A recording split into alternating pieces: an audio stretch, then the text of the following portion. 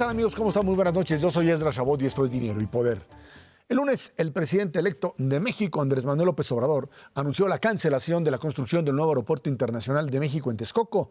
Más allá del buen recibimiento entre sus aliados y simpatizantes, lo cierto es que inversionistas y empresarios nacionales e internacionales no están de acuerdo con la decisión.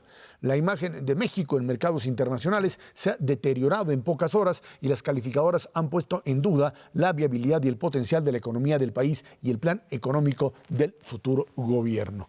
Mauricio González, Macario Esquetino, buenas noches. Buenas noches. Bueno, finalmente una consulta que no era consulta, que era simplemente un mecanismo pues, como el que se utiliza a mano alzada para legitimar determinado tipo de decisiones, porque pues, lo organizaba el mismo partido, se daba en zonas en donde sabían lo que iban a votar, gente que fue y votó por la otra opción pensando que podría haber algún tipo de competencia real, pues obviamente queda desilusionada. Hay una decisión que me parece, con todo el hecho de que todavía no es presidente en funciones, una decisión de Estado que entra en vigor antes de la asunción del poder, que es finalmente el decirles el poder está en manos del presidente de la República y ya no más de un poder económico, una relación que siempre ha sido difícil en cualquier régimen, en cualquier gobierno, los grandes capitales, el poder económico que condiciona a un poder político, y solamente en la medida en que pueda uno y otro pues conciliar un interés y caminar en la misma línea, entonces las cosas funcionan. De lo contrario, pues lo que hemos visto es que finalmente el poder económico termina haciendo pedazos a aquellos que no entienden la capacidad y la fuerza de este tipo de factores.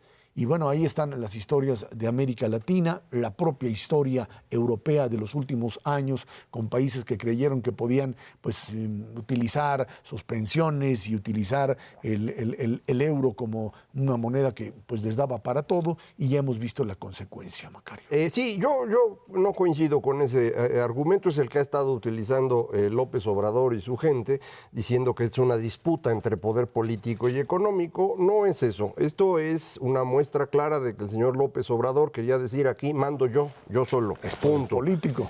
Sí, pero junto con él, cuando anuncia su decisión, hay 3 empresarios sentados en su mesa, que lo que realmente quiere decir es, mi problema es con el poder económico de allá, y estos son los de mi poder económico de acá. Es decir, lo que estamos haciendo es cambiando de compadres en este capitalismo de compadrazgo. Eso no significa que el poder económico desaparece, ni mucho menos.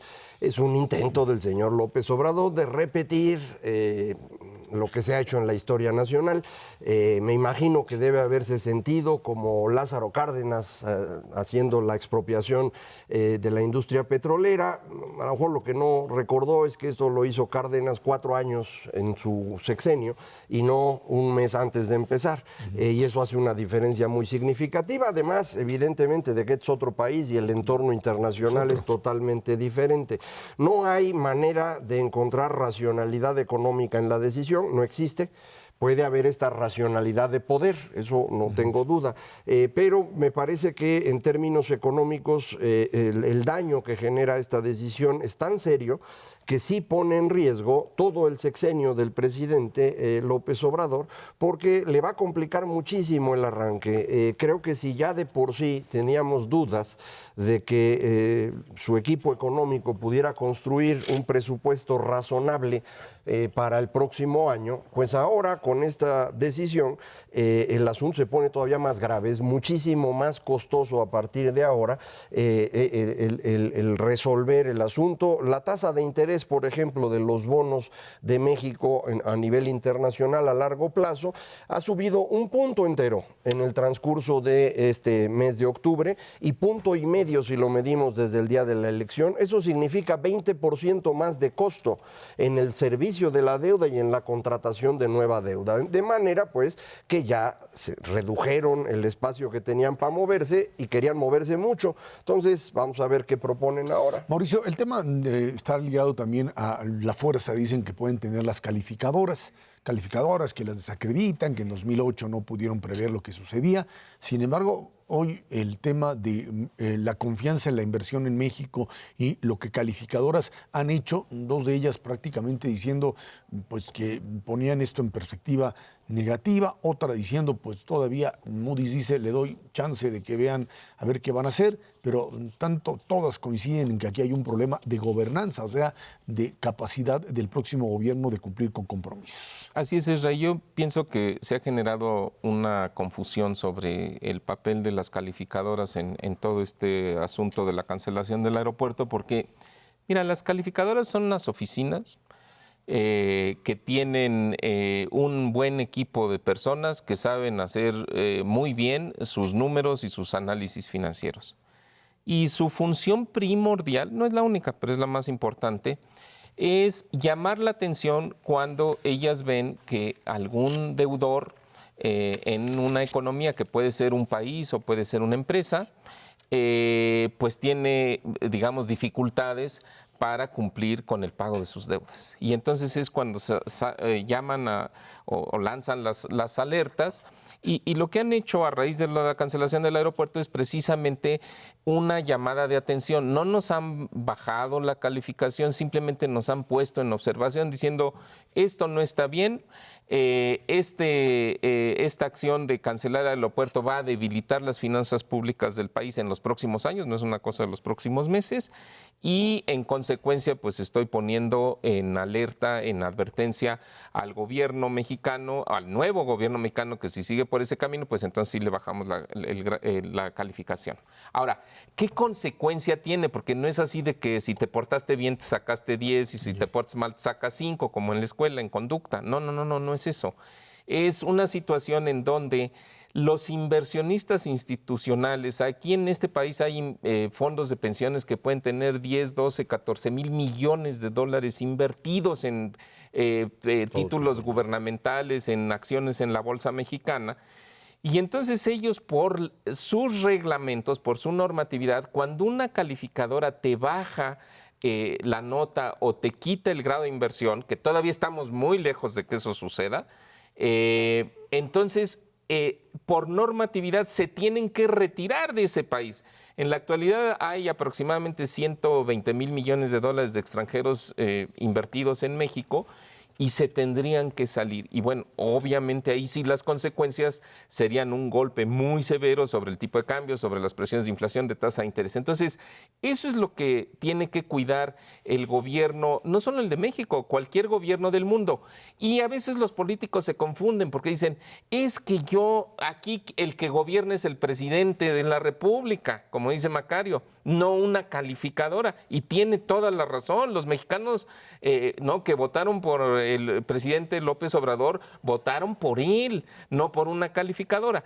Pero lo que sí es muy importante es que en las acciones que emprende el gobierno nuevo en México, tome en cuenta las consecuencias financieras que eso puede tener, porque pueden ser muy perjudiciales. Y da la impresión de que en este caso del aeropuerto no se hizo esa valoración. No es que no lo sepa su equipo económico, lo sabe perfectamente. Más bien es que quizás no lo quiso atender y dijo, pues vamos a ver, ¿no? Aguanta. A ver si aguanta y hasta cuánto aguanta. Ahora, aquí el tema es, de aquí en adelante, ¿qué es lo que pasa? ¿Cuál sería la señal que puede restablecer la confianza en un empresariado que se dice traicionado? Dicen que Alfonso Romo, pues simplemente lo que les prometió no se lo cumplió.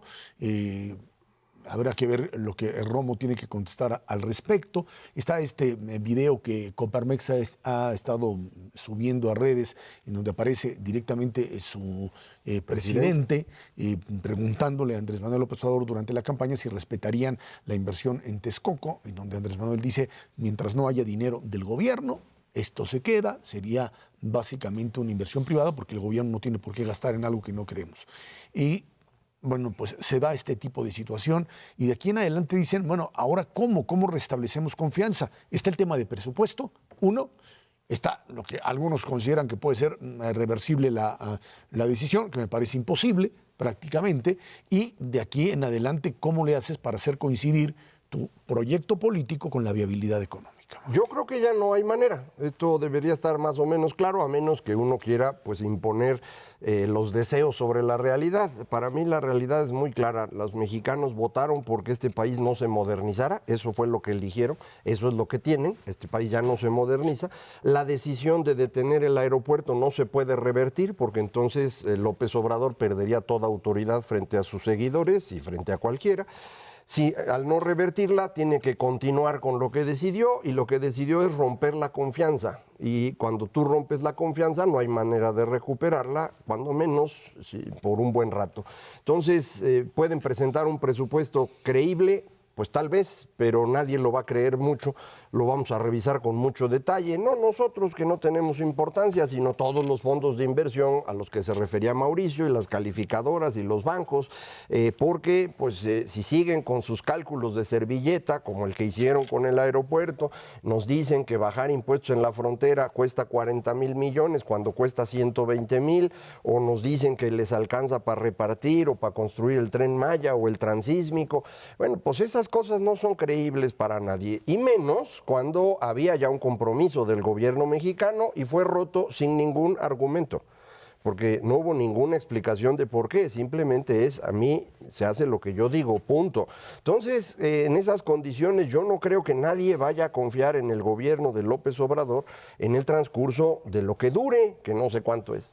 La argumentación, perdón, de Javier Jiménez Espriu y de, por supuesto, también los que apoyan la construcción de Santa Lucía es que en los contratos tenían interiormente pues, elementos de corrupción y de que esto no se iba a terminar en el periodo y que iba a costarle mucho más caro. Eso es lo que están argumentando. Sí, yo creo que eso es una opinión equivocada en el sentido de que hay muchos estudios y muchas estimaciones que te dicen, mira, a lo mejor en alguno de los contratos puede haber algún problema de corrupción, eso sucede en cualquier obra pública. Bueno, pues si ese es el caso, pues que lo exhibieran y que lo persiguieran y bueno, este gobierno que va a iniciar funciones, pues una de sus banderas ha sido la lucha contra la corrupción, pues había una excelente oportunidad. Y por otro lado, Ezra, yo te diría que el tema de los costos no son solamente los costos de las indemnizaciones para lo de la cancelación de Texcoco. Eso, lo que ya se gastó, ya no hay manera de rescatarlo porque es puro cemento que está bajo tierra, ¿no? Que son los cimientos y las pistas. Les tienes que pagar a los que iban a ser proveedores de ese proyecto, porque así está estipulado en los contratos. Eso se estima que pueden ser 100,000 millones de pesos. Ese no es el costo más elevado para el gobierno, Ezra. El gobierno tiene un costo severo, no solamente por lo que decía Macario, que suben las tasas de interés, el gobierno tiene que pagar más sobre la deuda que ha contratado. El gobierno mexicano tiene 10 millones de pesos de deuda contratada. De esos, 4 millones de millones, o sea, el equivalente de 200,000 millones de dólares, es deuda externa. Cuando sube el tipo de cambio, te sube el valor en pesos de esos pasivos. Eso es un pasivo, es algo que el gobierno debe. Y al subirle el valor de ese pasivo, pues le cuesta más ¿a quién? A los mexicanos, porque el gobierno ¿con qué va a pagar? Pues con el dinero de los mexicanos, que a fin de cuentas no es una empresa privada. Entonces, alguna estimación gruesa, yo te diría que ese costo para los próximos 6 años debe de ser del orden de unos 40,000 millones de pesos por año. No es poca cosa, Ezra. Entonces, ahí es donde el gobierno entrante tiene que ser más cuidadoso. Yo rápidamente, a diferencia de Macario, bueno, no a diferencia, sí es una cuestión de grado. Y yo te diría, yo creo que sí hay salida. Los mercados no son fatalistas, los mercados quieren seguir operando en México y están esperando alguna señal que les convenza. Y yo creo que esa señal sí se puede dar en el presupuesto y en el paquete económico que presente la próxima administración. Yo siento que hacia allá van a ir las cosas, de presentar un paquete creíble en el papel, efectivamente. Y si eso sucede y se quita esta actitud de confrontación entre el nuevo gobierno y los mercados financieros, yo creo que las cosas poco a poco pueden ir tranquilizándose. No vamos a regresar a una paridad de 18.90 o 18.50, pero por lo menos se evitaría esto que ha venido sucediendo, que se sigue debilitando el peso y eso a la larga va a lastimar a la economía mexicana. Sí, eso podría ocurrir, pero no va a ocurrir. López Obrador no es así. Es decir, decir otra vez, como si no lo conocieran, López Obrador no escucha a nadie. Y él quiere tener todo el poder en sus manos. Él es un político, no es una persona que entienda ni de presupuestos, ni de políticas públicas, ni de lo que ocurre en el resto del mundo. Él quiere mandar solo. Eso es lo que está haciendo. Por eso en este momento todos los que están en su equipo económico deben estar verdaderamente angustiados porque los va a torcer, van a acabar siendo el ridículo de este país. Los que pensaron que podrían convertirse en el secretario de Hacienda de la historia, en el gran líder empresarial cercano al gobierno, va a ser un fracaso. Santa Lucía no existe, ni va a existir jamás. Un aeropuerto comercial no se puede hacer porque a ti se te ocurre, necesitas autorización internacional que para que se la den va a tardar entre 5 y 10 años. Eso no existe. Entonces yo sí quiero que los amigos del auditorio lo tengan claro, esto ya se fue por un camino que no tiene retorno. Eso es lo que plantea Macario Schettino aquí en Dinero y Poder. Vámonos a una pausa. Por supuesto, platicamos de vivienda, otro tema fundamental para la economía mexicana. Esto es Dinero y Poder.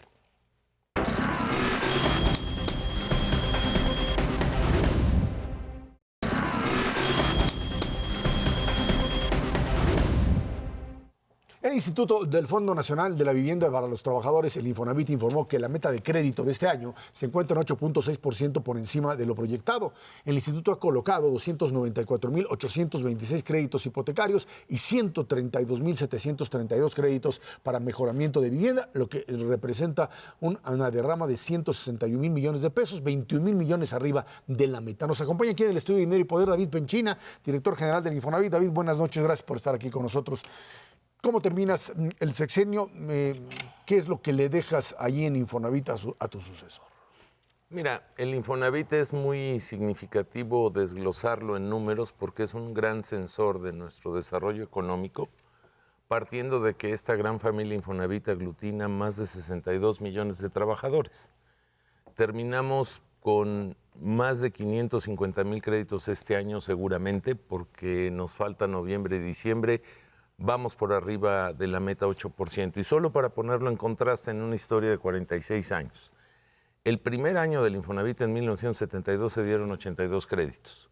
Hoy estamos otorgando más de 1.500 créditos todos los días y estamos devolviendo más de 70 millones de pesos todos los días del ahorro de los trabajadores y estamos por anunciar una de las tasas de rendimiento a la subcuenta de vivienda más altas de la historia, dejando el nivel de patrimonio más alto en nuestras arcas, que es un instituto fuerte financieramente, con una mejor atención al servicio de los derechohabientes en forma digital. Hemos simplificado trámites y esto habla de que nuestro país va por buen camino, que no dejo de señalar que tiene retos, insuficiencias y todavía mucho por vencer. Pero David, ¿qué se hizo? O sea, ¿qué fue distinto de lo que se hizo anteriormente? Pues mira, lo que se hizo fue aumentar la capacidad de crédito.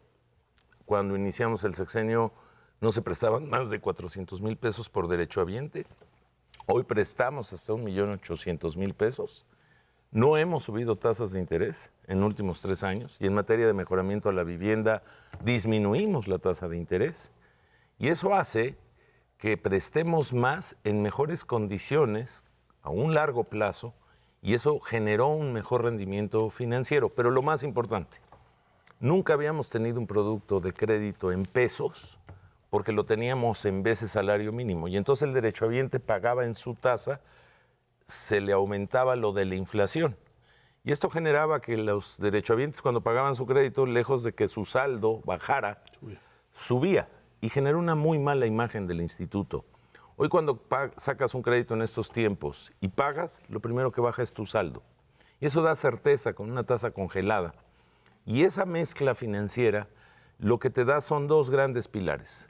No le cobras la misma tasa al que gana mucho que al que gana poco. Y sin subsidio del gobierno, tenemos un subsidio cruzado que nos dan nuestras propias finanzas. Pero lo más relevante, el ahorro de 62 millones de trabajadores recibe la tasa de interés más alta de cualquier sistema de ahorro en México. Entonces estamos cumpliendo 2 mandatos. El cuidar el ahorro, que es el patrimonio de una familia a lo largo de la vida útil de un trabajador antes de retirarse, y el tener un instrumento financiero viable, accesible, para obtener un patrimonio y formar un hogar, y adentro de un hogar pues se forma una familia. Yo no quiero decir que el Infonavit no tiene cosas por vencer todavía.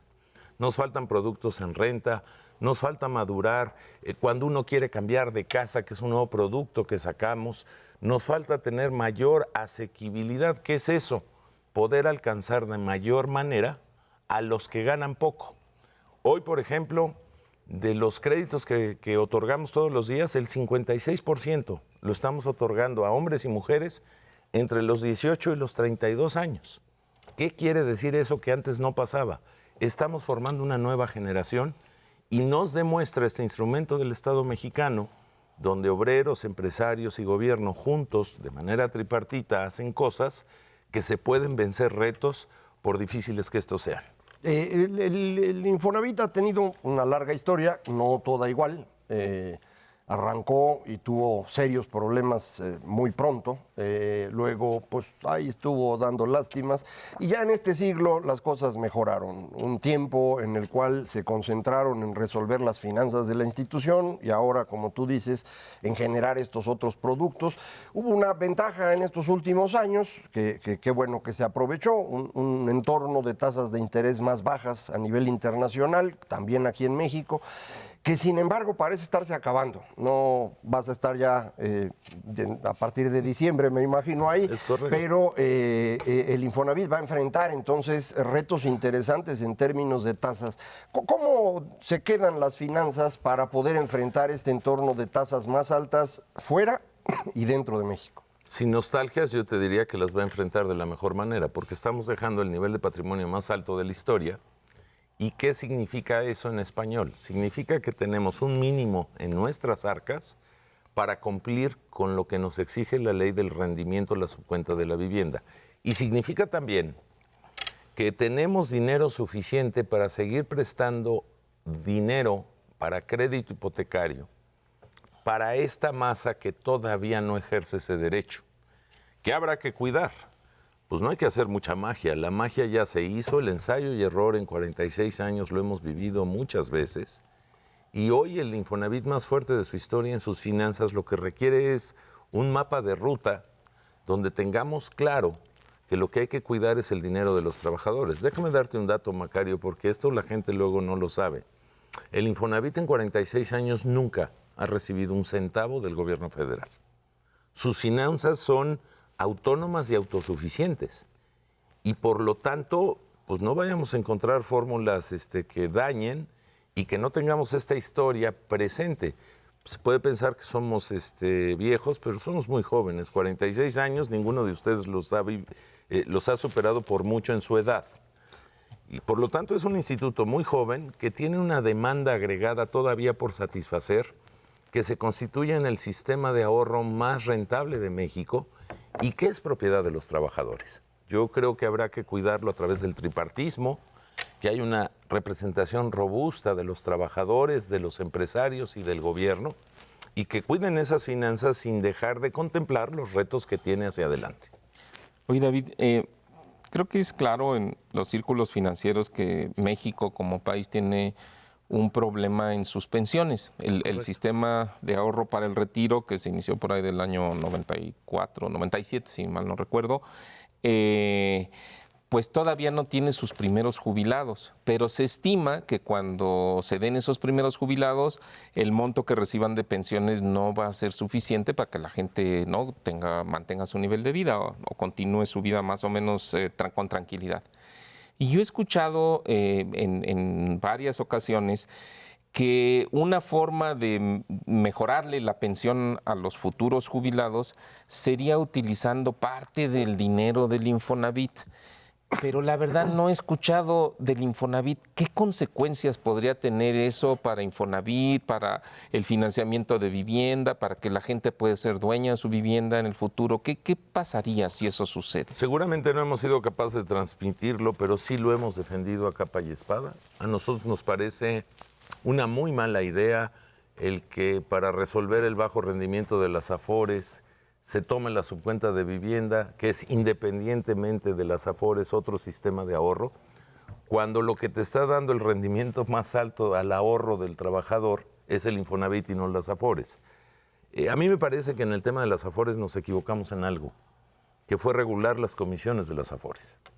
Y eso no pasó en México, pasó en el mundo. Hoy Chile tiene un gran debate, tienen de presidente casualmente alguien que impulsó ese modelo y que luego como que tuvo diferentes opiniones, me refiero al presidente Piñera. Y yo lo que creo es que si el Infonavit está dando más rendimiento que cualquier Afore, pero además está generando el instrumento para acceder al derecho a la vivienda, que es una garantía constitucional, pues no le muevan.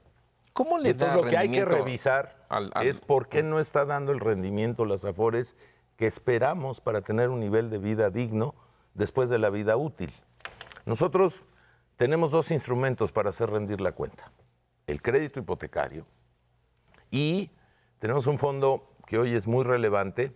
De aquello que no colocamos en el crédito, tenemos un fondo de profesionales donde los sectores tienen consejeros independientes e invertimos en papel.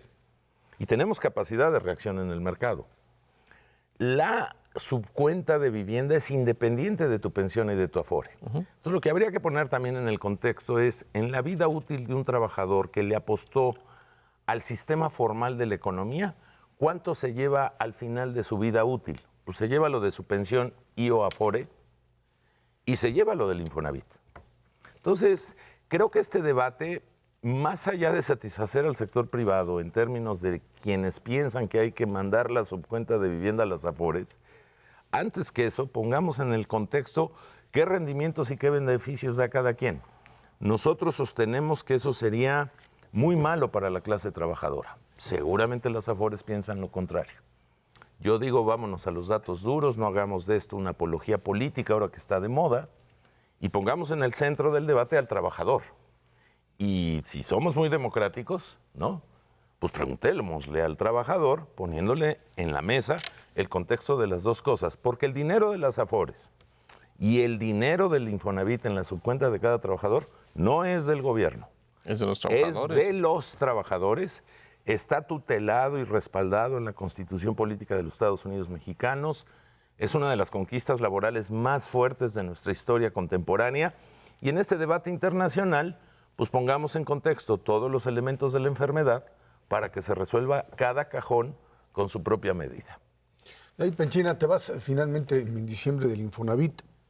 En tu carrera política, esta dirección representó pues una ganancia, uno de los puestos importantes.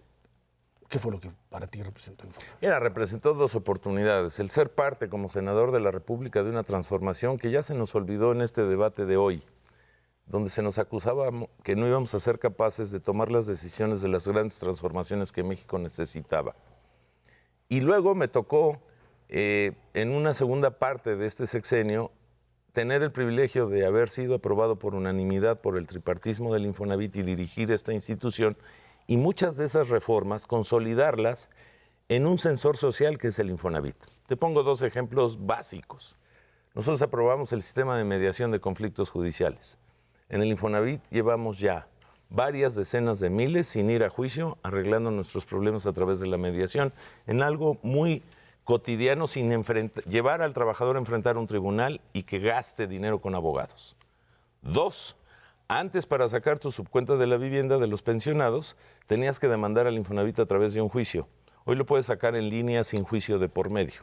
Y tres, ¿por qué también el Infonavit está fuerte? ¿Les guste o no? Porque hay 4 millones de empleos que generamos en un sexenio.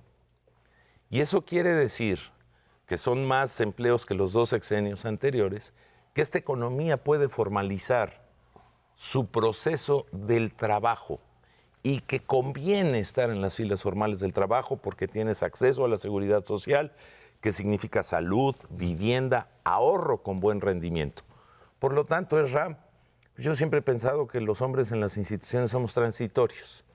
Yo aspiro, y de veras lo deseo fervientemente, y creo que cualquier hombre de buena fe, que son la enorme mayoría de mexicanos, queremos que el próximo sexenio nos vaya bien, que no se cometan errores que ya hemos pagado muy caro, que no regresemos a modelos que no funcionan. Hay un cambio de régimen, aceptémoslo, no lo discutamos. Hubo un mandato claro en las urnas. Dejemos todos los elementos para que los que vienen lo hagan mejor. A mí me encantaría que la próxima dirección del Infonavit fuera mucho mejor que esta. Yo no oculto los problemas del Infonavit, todavía tiene muchos derroteros por delante, pero hoy más que nunca, en 46 años, sus finanzas son las más sólidas, su forma de dar crédito es la mejor. Hemos avanzado mucho mejor que nunca a atender al dueño del Infonavit, que es el trabajador.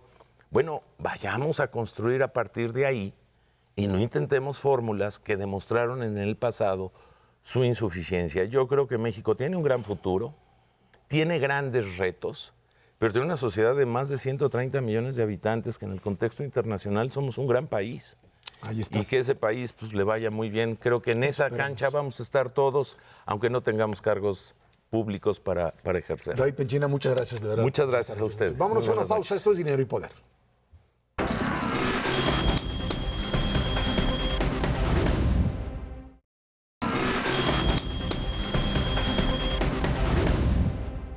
El próximo martes serán las elecciones intermedias en los Estados Unidos, en las que se renovará parte del Senado y la Cámara de Representantes. La migración siempre ha sido uno de los temas de la política de Trump, así que el avance de las caravanas de migrantes que se dirigen hacia Norteamérica le han dado argumentos al presidente norteamericano en la víspera de las elecciones. El mandatario de Estados Unidos lo ha utilizado esto como bandera política y ha hecho, dicen, demasiado ruido con el supuesto envío de como 15,000, ¿no? Ya le va subiendo.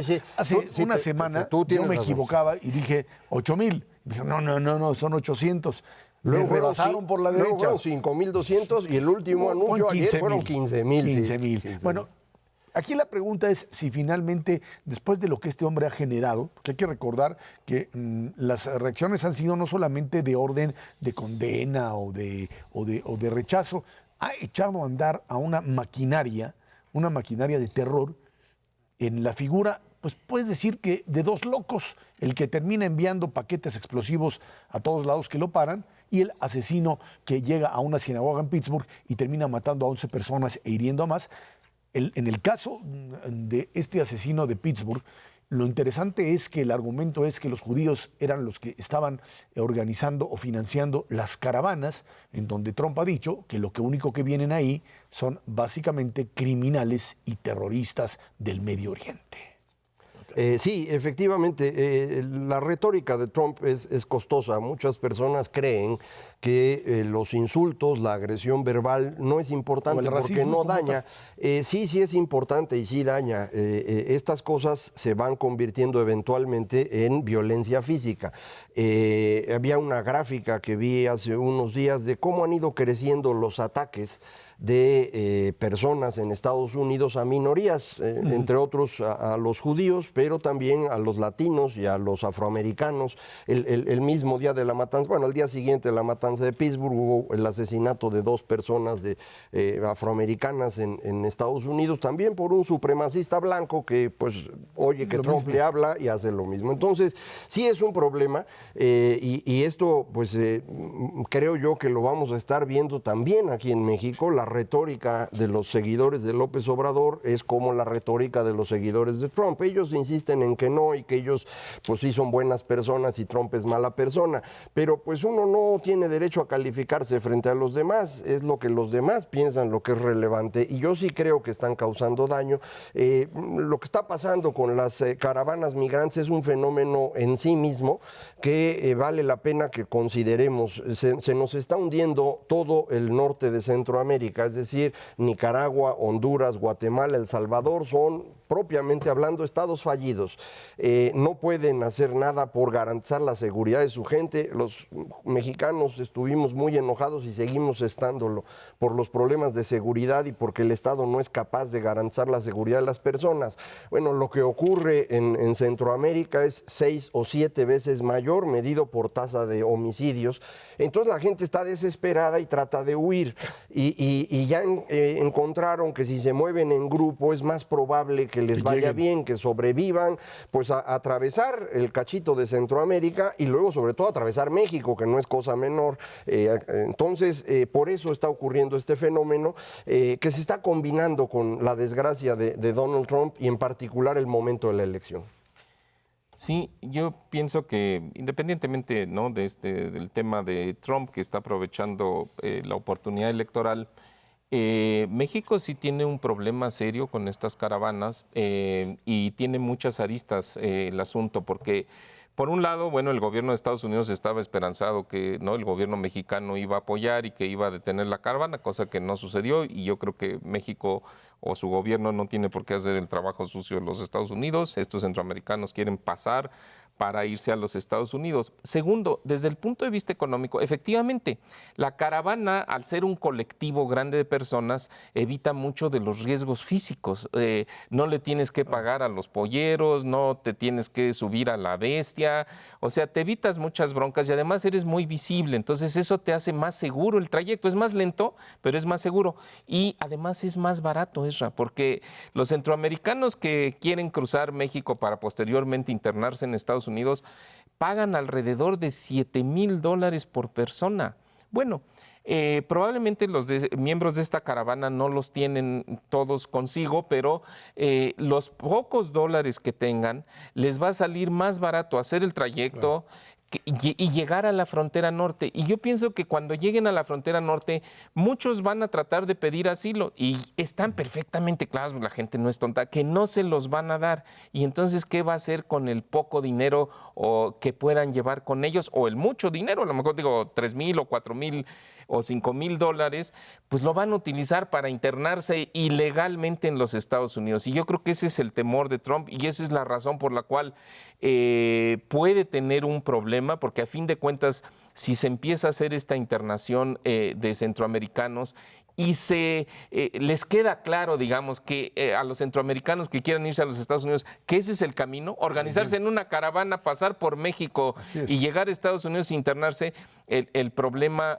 va a crecer. Hay que recordar que los migrantes en todo el mundo llegan a lugares donde otros migrantes tuvieron éxito. Así funciona. Y si saben que el modelo les funciona, no vas a tener 3,000, 4,000, 5,000, sino como dice Macario, en una Centroamérica destrozada, pues vas a tener miles y miles de personas. Pero déjame darte nomás un dato adicional, porque el gobierno de México deportó el año pasado más de 200,000 centroamericanos. O sea, el gobierno de México sí tiene la capacidad de detenerlos y regresarlos a sus países, pero lo que lo ha hecho cuando van pasando de 1 en 1, de 5 en 5. Cuando se organizan de 7,000 en un contingente, con medios de comunicación, el gobierno mexicano dice: yo no me meto en esa bronca y es una situación de derechos humanos y pásenle, ¿no? El otro tema es el próximo resultado que dará la elección en los Estados Unidos, que creo que es fundamental también para México.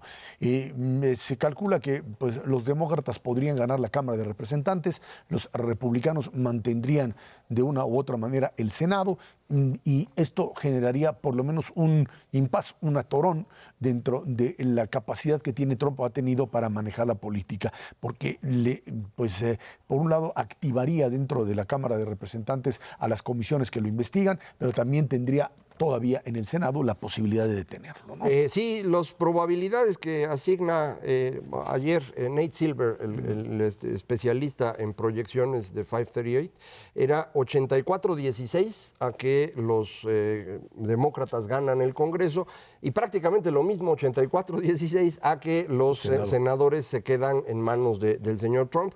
Hay una posibilidad que yo le sigo teniendo fe que esto se cambie y sería que los demócratas lograran ganar Texas, que es verdaderamente complejo. O sea, Texas es un estado profundamente republicano.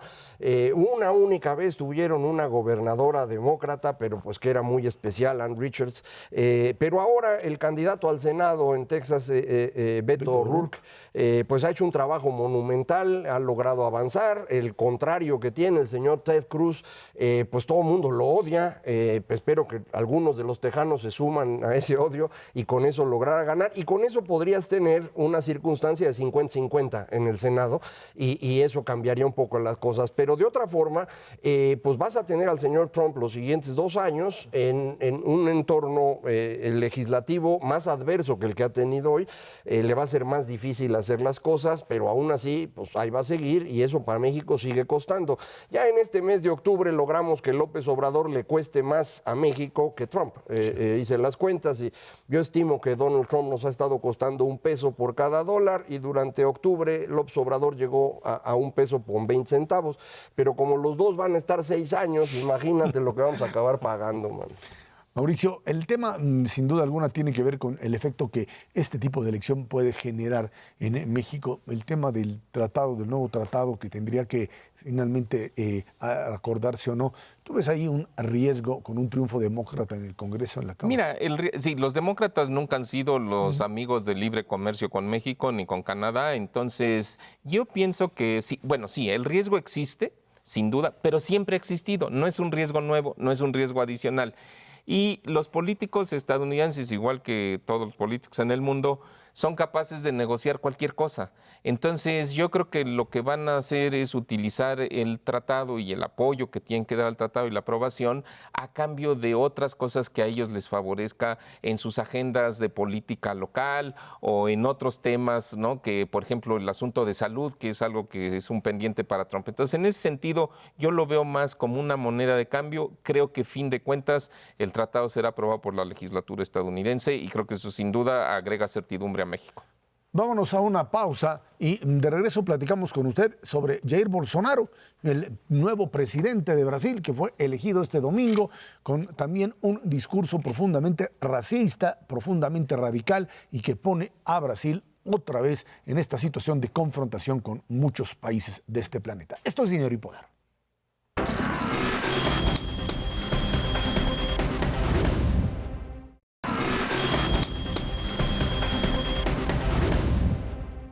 Bueno, pues resulta que Donald Trump ya tiene su versión de país emergente al sur del continente americano. El pasado domingo, el ultraderechista Jair Bolsonaro ganó la segunda vuelta de la elección presidencial en ese país con una ventaja de más de 10 puntos. Un exmilitar como él ha prometido limpiar al país de sus oponentes políticos y también de los delincuentes, matándolos a todos. La policía pues tiene ahora carta blanca para detener sospechosos.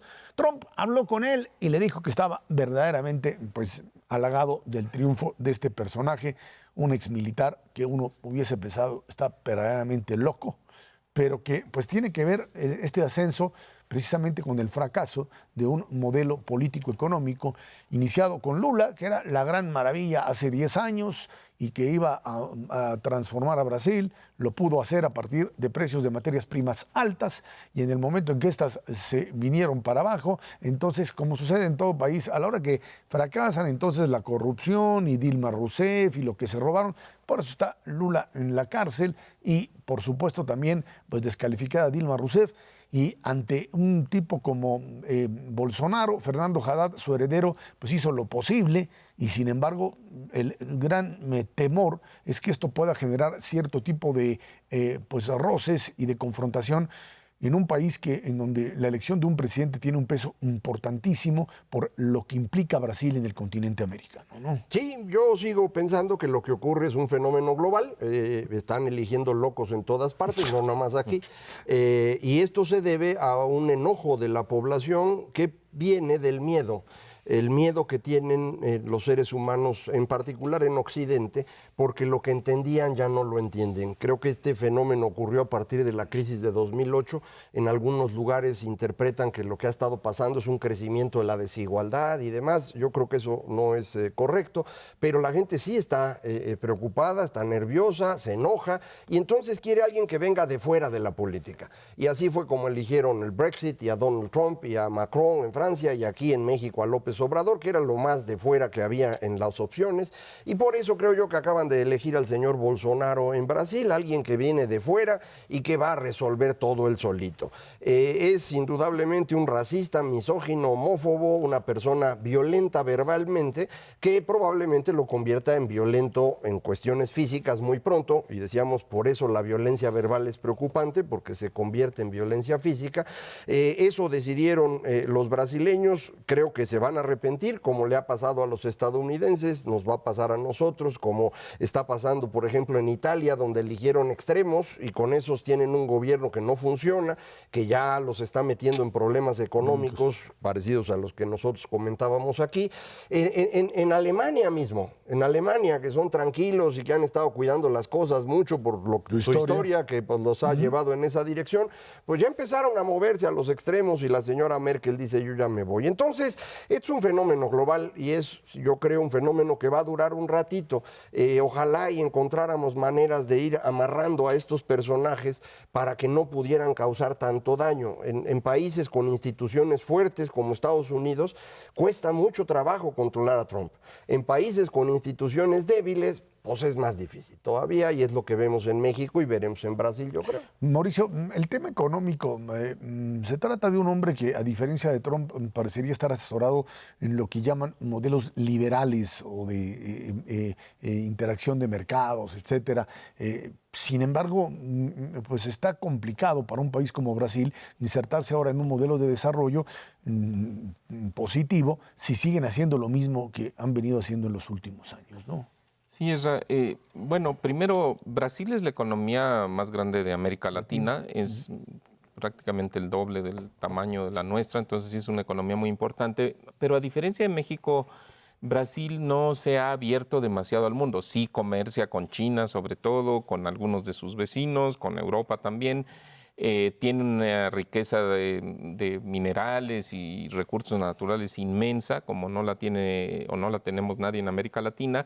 Pero es una economía relativamente cerrada y efectivamente tiene varios desafíos. Hay que tomar en cuenta que ha tenido turbulencia económico-financiera en los últimos meses. Su moneda se depreció fuertemente en meses anteriores. La inflación se le ha presionado también al alza. No tiene una disciplina fiscal adecuada. La inflación pues es un problema que va a tener que atacar el presidente Bolsonaro. Todo parece indicar que lo va a hacer con una mezcla, vamos a decir, de recetas tradicionales y otras nuevas. Yo creo que en la parte fiscal él va a tratar de imponer la disciplina, al igual que sin duda apoyado con el Banco Central de Brasil. Y eso significa que, pues bueno, van a pagar tasas de interés altas y poco a poco irán tratando de arreglar las finanzas públicas, subiendo los ingresos y conteniendo el ritmo de crecimiento de los gastos. En donde yo creo que van a venir los problemas más serios es en el tema del proteccionismo. Bolsonaro probablemente no va a favorecer que haya un comercio más abierto, como ha sido, por ejemplo, la política de México desde hace muchos años y que se confirma con el Tratado de Libre Comercio con Canadá y Estados Unidos. Sino que más bien al revés. Y ahí viene un problema para Brasil, porque Brasil pues tiene que cerrar sus fronteras a los productos chinos. La economía de China se está desacelerando. Brasil es el principal vendedor, o sea, exportador de productos hacia China. Entonces, su cliente está entrando en problemas. Y además, él quiere proteger en el tema de manufacturas de lo que ese cliente también le vende al propio Brasil. Creo que ahí va a haber algunos problemas y eso pues seguirá generando alguna turbulencia en los mercados financieros. Ahora, debo aclarar que en la primera reacción con el triunfo de Bolsonaro fue positiva. Los inversionistas institucionales, los inversionistas financieros mundiales están recomendando aumentar sus portafolios de inversiones en Brasil, reducir los de México. Entonces sí hay que tener en cuenta ese contraste. Tú lo decías hace un momento y lo acaba de confirmar Mauricio. Brasil le fue bien un tiempo porque vendía materias primas. Brasil se sigue moviendo en los ciclos económicos en los que México se movía hasta hace 20 años, que es que cuando pues, podemos vender nuestra producción de materias primas, pues nos volvemos ricos y luego cae el precio y es una tragedia. México salió de eso y se convirtió en una potencia manufacturera como lo es hoy. Eso nos ha permitido aguantar mucho más las variaciones del mercado. En este momento estamos en un ciclo de precios bajos que inició en 2014 a mediados, cuando China empieza a desacelerarse y Mauricio lo decía ahorita, va a seguir desacelerándose. China no tiene mucho espacio para mantener su ritmo de crecimiento, menos en este entorno de guerra comercial global. Creo yo que lo que vamos a ver los próximos años es eso, una reducción del comercio global en el mundo por las guerras comerciales y esto va a significar una reducción de la prosperidad en general en todos los países del mundo. Brasil en particular tiene una economía muy antigua, es decir, sigue siendo muy de materias primas, más. Hubo un momento que nos abrieron el mercado para venderles autos, ¿recuerdas? Y en 3 meses volvieron a cerrar porque los hacíamos pedazos. Un auto en México cuesta 30% menos de lo que cuesta en Brasil en términos de producción.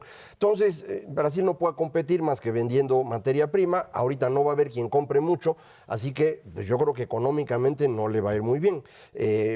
Yo coincido, los mercados estuvieron contentos con la elección de Bolsonaro porque los mercados no están en Brasil, o sea que no les puede pasar nada de la violencia, y sí les preocupaba mucho que el Partido de los Trabajadores siguiera gobernando porque pues, ellos sí se han estado equivocando mucho. La señora Dilma fue terrible, ¿no?